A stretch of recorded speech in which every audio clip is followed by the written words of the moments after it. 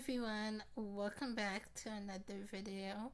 If you're new here, I'm Vanessa and I make lots of bookish and writing related content, so if that's something you're into, stick around and don't forget to hit that subscribe button. So in today's video, I'm going to be sharing with you some of my favorite reading apps. Some of these are paid apps, but some of them are free, and I'll get into all of that in this video.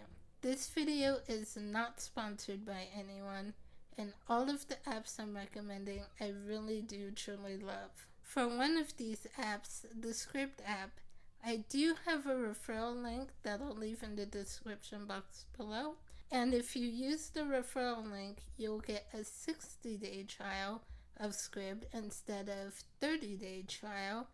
And if you like it and decide to keep it after your trial period, I also get a 30-day free membership. So I'm kind of hoping you'll love it as much as I do. Now I'm going to start with some of the most popular ones. So the first app on this list is Audible. I've really gotten into audiobooks these last few years. I used to not like audiobooks at all because my mind would always wander as I'm trying to listen, and I figured I couldn't really pay attention to the story unless I had a physical book right in front of me. But over the years, I've gotten used to audiobooks, and now I really enjoy them and I use them a lot. So Audible is a great app for me. With my Audible subscription, I get 1 credit a month for any audiobook in their library, which they have a huge library. I always say if you can't find the audiobook on Audible, then it doesn't exist, because they have everything. So anyway, with my subscription, I get 1 credit a month for any audiobook, plus a 30% discount on any other book for members. Now I know their books can be a bit pricey at times, which is why I just usually stick to using my free credit. Now membership for Audible starts at $14.95 a month, and of course there are different levels of membership. I have the most basic, which is 1 free credit a month for $14.95. Now the one thing I do really love about Audible is that if you do not end up liking the book that you got, you have a whole entire year to exchange it for something else. So you're not stuck with the book that you hate taking up space in your library. So I love that. I think that's a great benefit of Audible. Now the next app on this list is Amazon Kindle. Now I'm not going to spend too much time talking about Amazon Kindle for a couple reasons. One, most people already know what it is, the perks of it, and how it works. And two, I'm not much of an e-reader, so I don't really use it that much.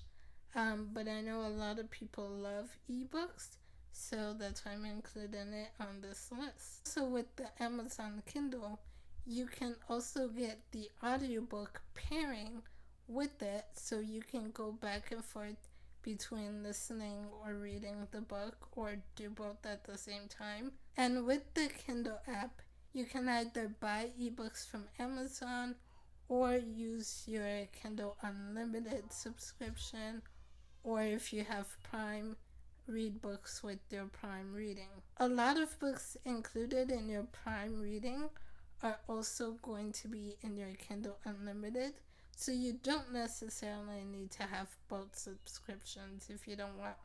Although I will say, be aware that Kindle Unlimited does seem to have a larger selection, so there may be some books that you'll get with Kindle Unlimited that you wouldn't be able to get with Prime Reading. Now the next app is one where you can listen to audiobooks, read ebooks, magazine articles, even case studies.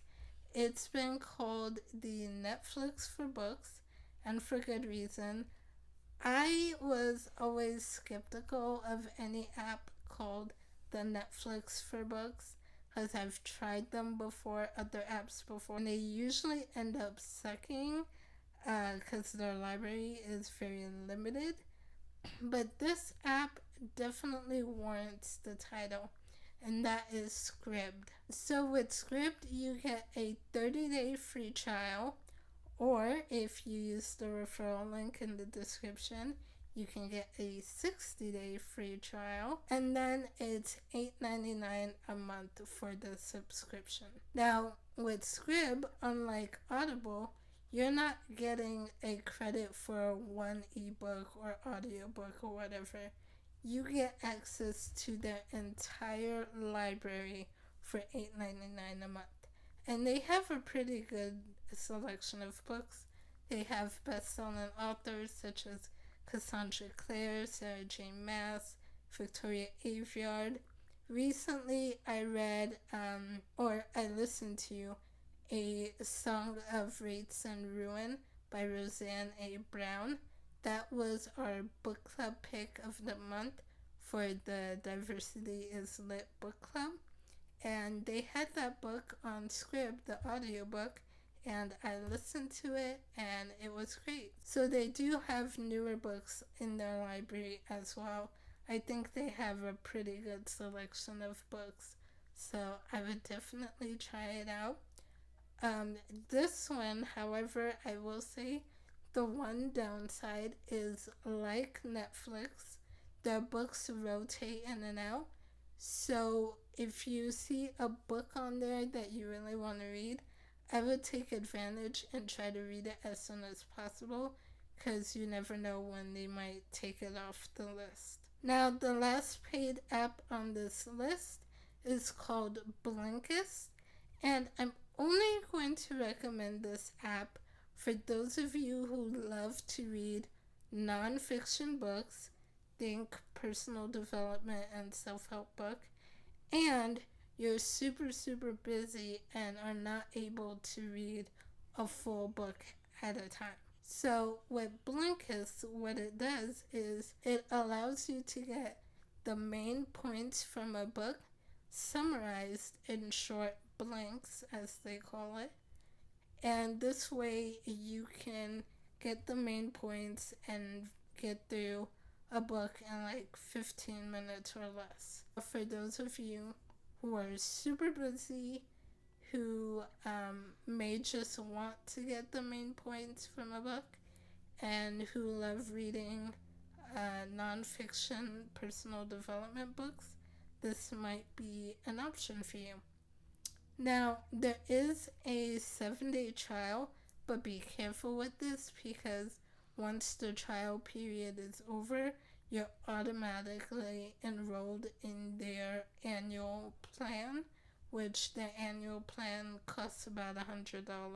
They do have a monthly plan, which is, I believe, $15.99 a month, but there's no trial period for that plan. So keep that in mind, but like I said, it's not one I would recommend for everyone. Now let's get into some of the free apps.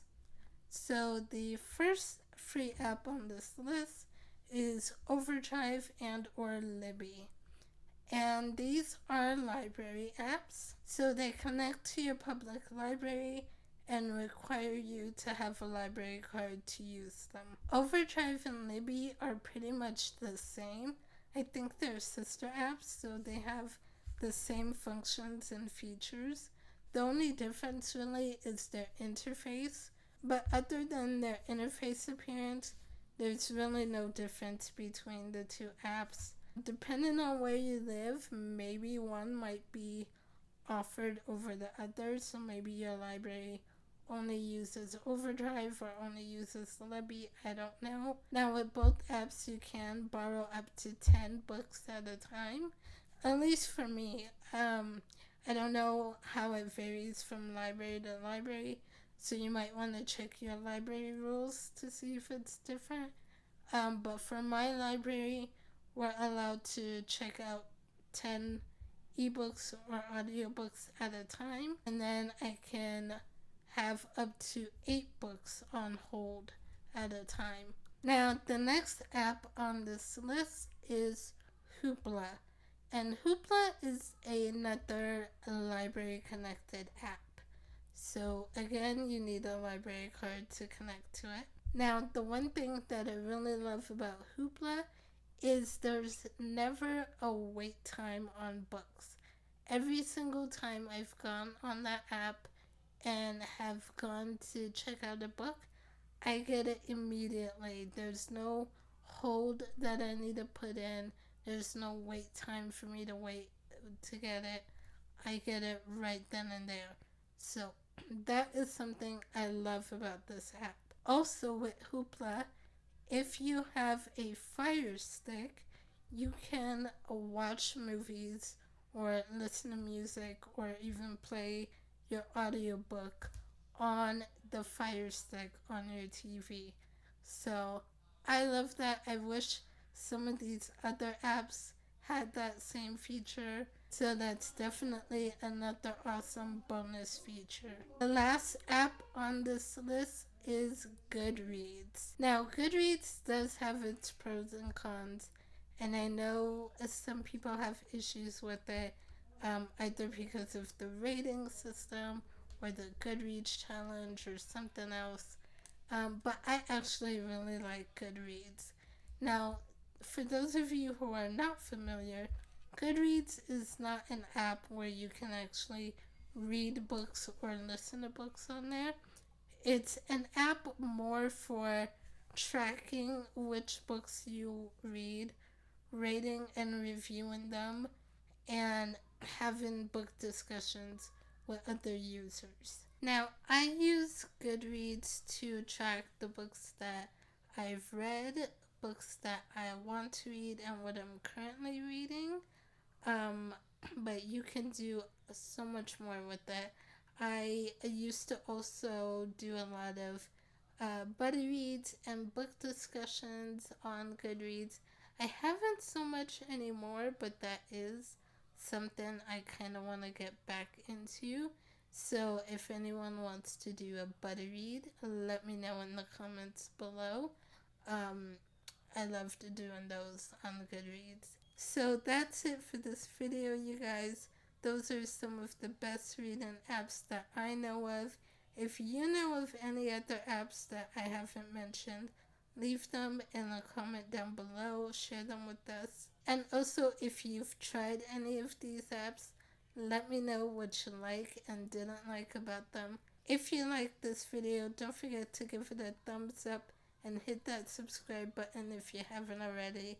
I post new videos every other Thursday, so I will see you guys soon. Bye.